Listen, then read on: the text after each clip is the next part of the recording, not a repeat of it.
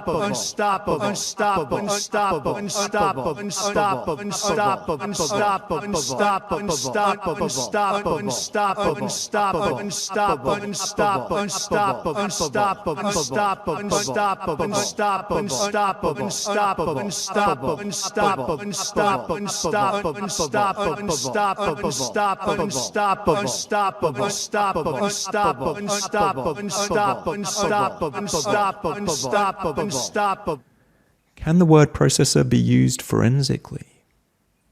To listen back or to appropriate or subvert the surveillance methods to which speech recognition has often been put? Or perhaps instead to investigate and problematize its own shortcomings, its own failures to listen well? How, finally, might each of these experiments exceed their own hypotheses?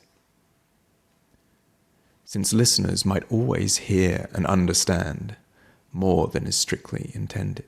Human imprecision is imprecision. Human imprecision is imprecision. Human imprecision is imprecision. Human imprecision is imprecision. Human imprecision is imprecision. Human imprecision is imprecision.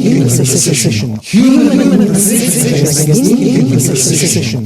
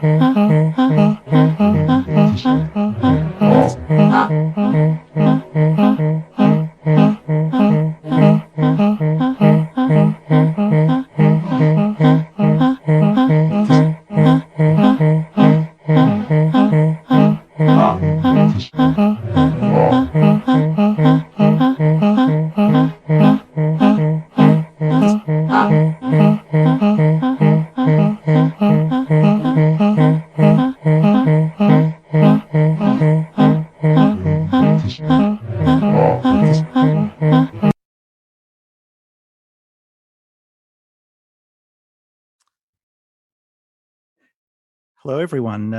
Welcome to Machine Listening, Episode 5, Unnatural Language Processing. My name is Joel Stern.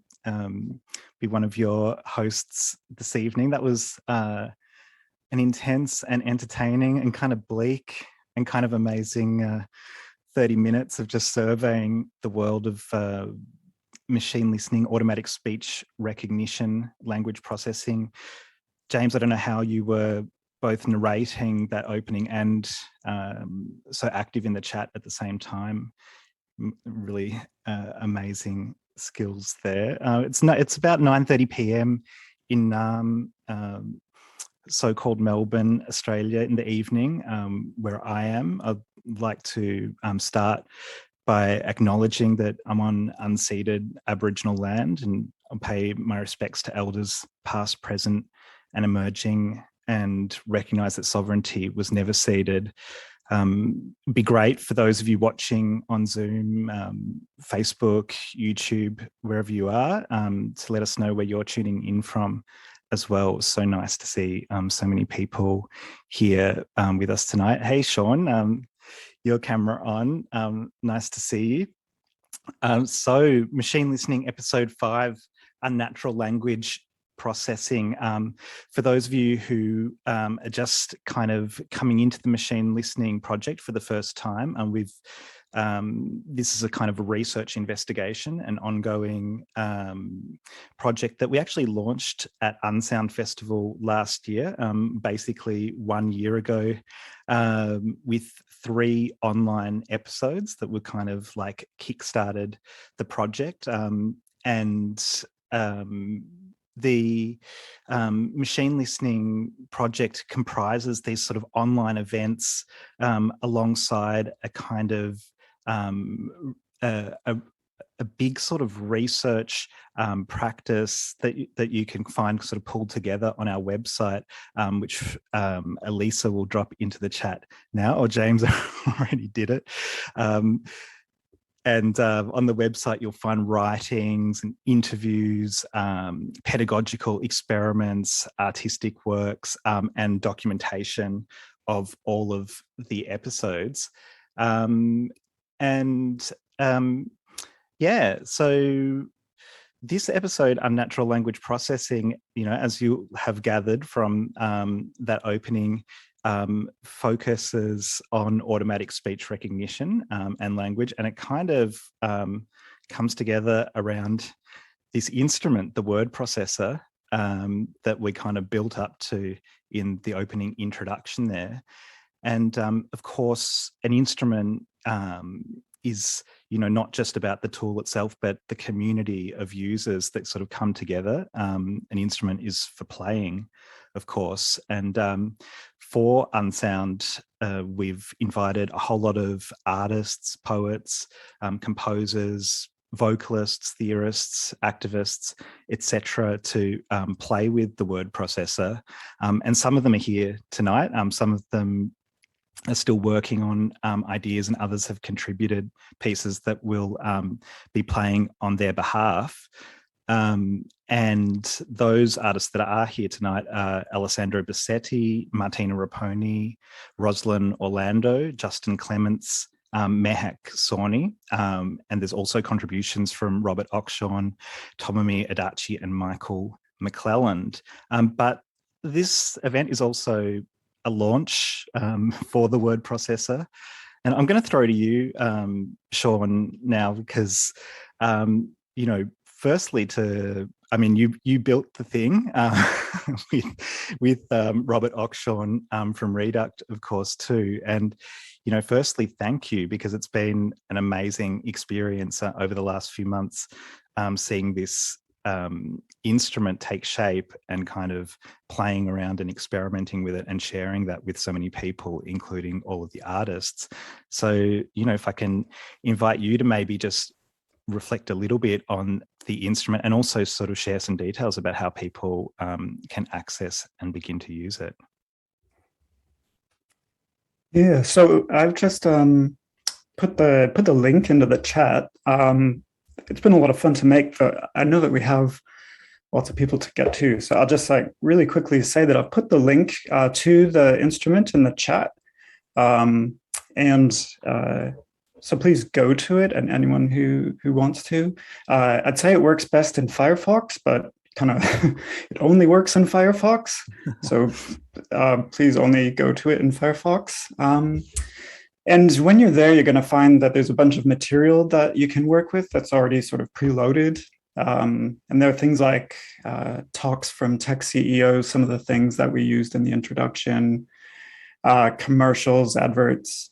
And there's also instructions on how to use it down in the bottom corner, and how to use the different filters and sorts and functions and things like that.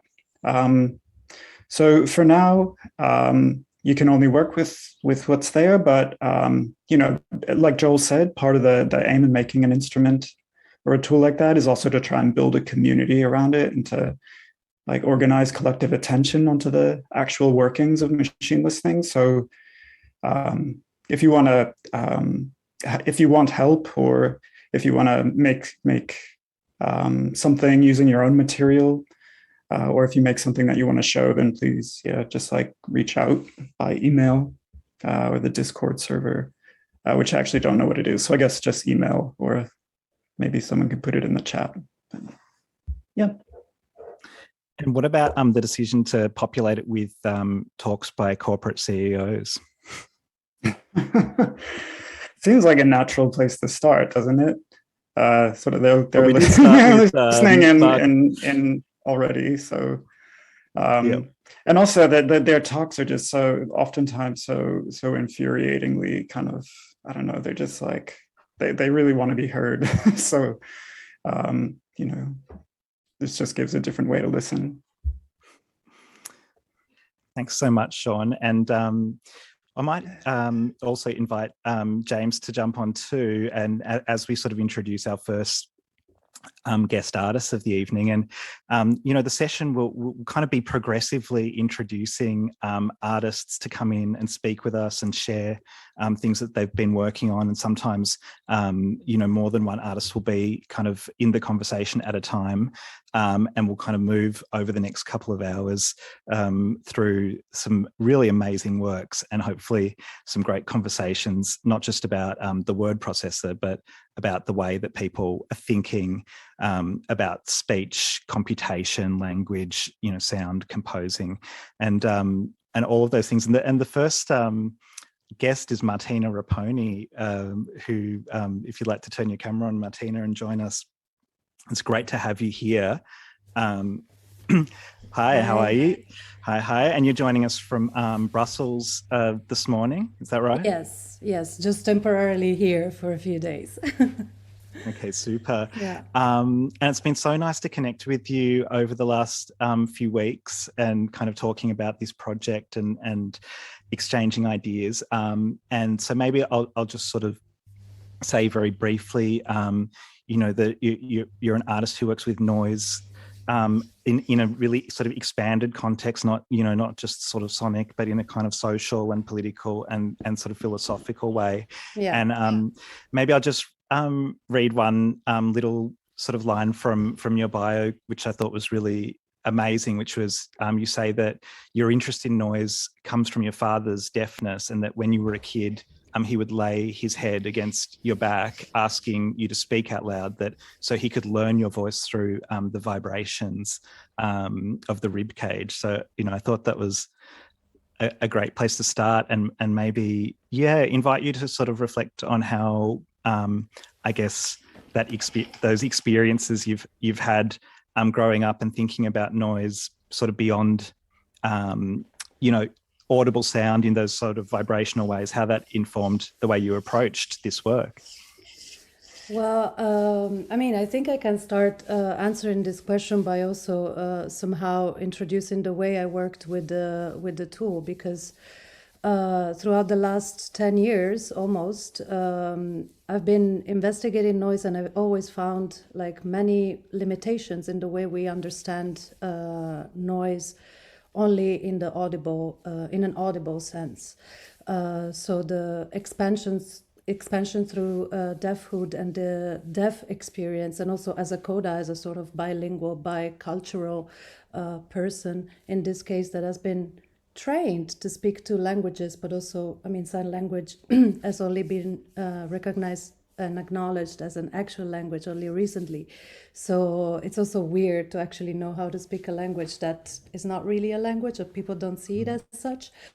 And I think that there's a lot also in the deaf voice that means, that has a profound meaning for me, if we think of disruption, if we think of a shared sonic environment, and how we perceive also deaf voices. And that was my entry point, actually, to play a little bit with the instrument and see also how the instrument would recognize these voices and the limitations that it has, especially if we think of how, for example, there are components of sign languages which are sonic.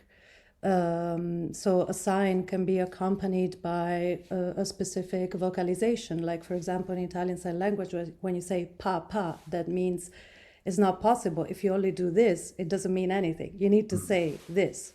But so they do go together. In Dutch sign language, when you say going out, you need to say, you don't say out gaan, but you say only out. So in that sense, the word is a component of the sign, and in that sense, isolated wouldn't mean anything somehow.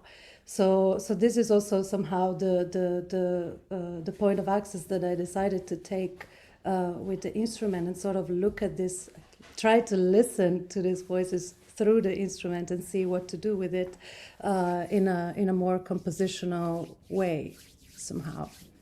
Yeah, and as you started to work with the computer transcription and the automatic speech recognition, what kind of results, did you find? Like as you sort of listened to these forms of speech through the machine, through the prism of the machine, were the results surprising, or did it sort of start to produce material that you could then continue to work with? Well, the interesting thing is also the words that I could recognize, for example, in whatever sound was just identified as sound and not as speech.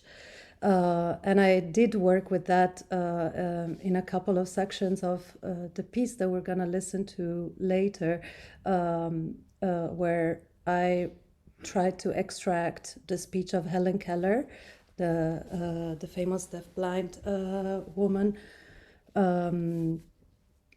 And there's a part that was identified as sound, but there's a voice that says something, and it seems that it says "you might die," which was pretty interesting somehow. And the same goes for also other words that then when fed back into the instrument, they go on being altered. And it's sort of weird to see also how the machine sort of alters the way it recognized previously a word, and how also that sound changes the moment it's organized in a different rhythmic pattern, or when the different words are a little bit moved around and shuffled around with other sorting logics.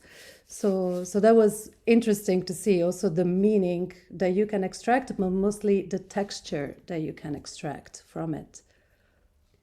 Super. And when we first spoke, you sort of explained to me how this work kind of fits in with a larger project of yours that is a kind of speculative science fictional project, and it involves kind of otherworldly creatures and the ocean and the kind of transmission of sound and the indexing of all language. And I thought that was like super amazing. So maybe it would be good to say something a little bit about that to kind of set up the listening, because this piece that we're about to hear, it's kind of part of a larger body of work, right?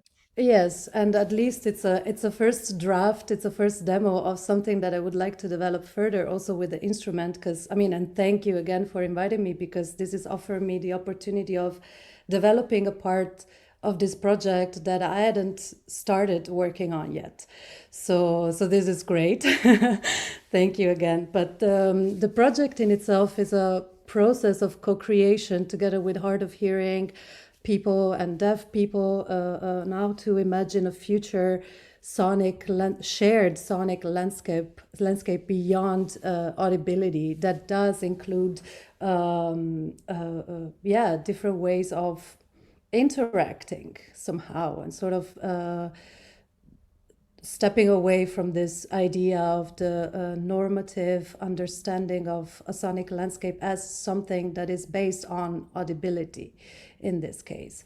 So and one thing maybe is also one part of the project is also looking at how scientists are developing new models of artificial intelligence, machine learning, and how to best translate sign languages, and how that's also somehow failing more often than not. So it's interesting also to pair that kind of insight that I'm gaining as I go from this university research teams with also this experiment with the tool. And so this piece is like a part of that somehow, and now to envision this sort of machine that looks or tries to hear and detect, categorize, understand, and process these unnatural voices, or at least non-normative voices somehow. I personally find deaf voices very beautiful because I grew up with them, but I can understand also that for many people they might sound like a little bit odd. And just one thing about the project in itself, I do use a lot of archetypes that are very recognizable in the project, because I think that the project in itself is not about how to make the best science fiction ever or most innovative. So I think that working with recognizable tropes was also very important for me in order to work a little bit more on the conceptual part of it. So, yeah. Awesome. Okay, so I think that sets us up really nicely to listen to the piece. So we're going to listen to your work now, Martina. I think it's an audio work. It goes for about 6 minutes. And then we're going to go straight from that piece into a work that has also been composed with the word processor by Alessandro Bossetti. And then stick around, Martina. After Alessandro's piece, we'll have a conversation with you and him. So, okay, Lauren, if you're ready, let's cue it up.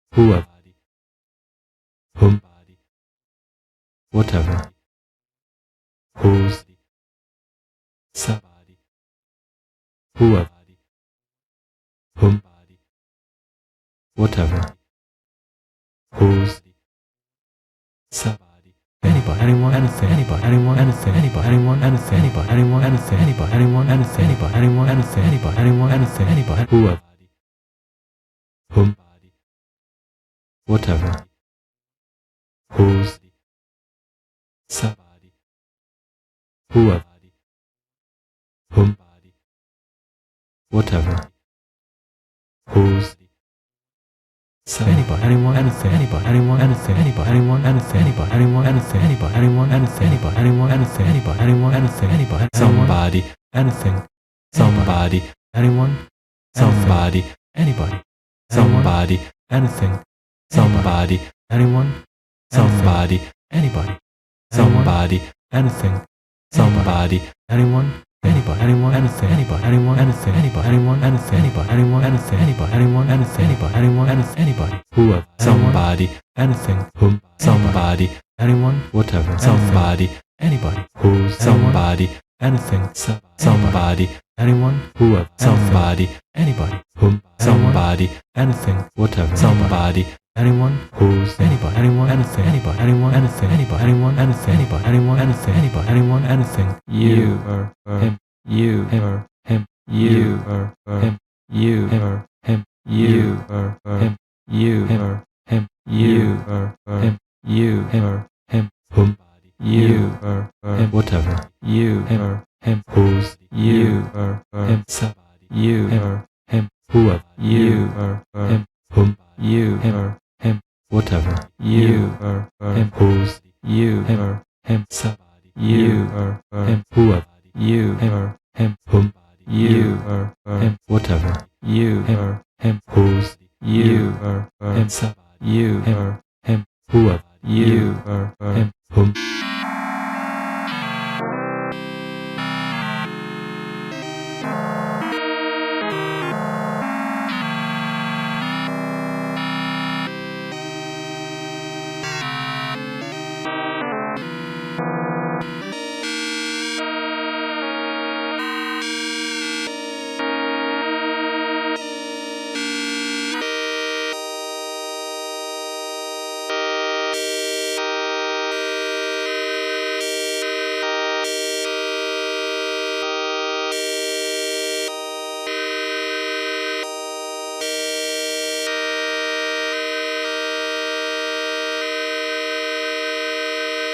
No, no, no, no, no, no, no, no, no, no, no, no, no, no,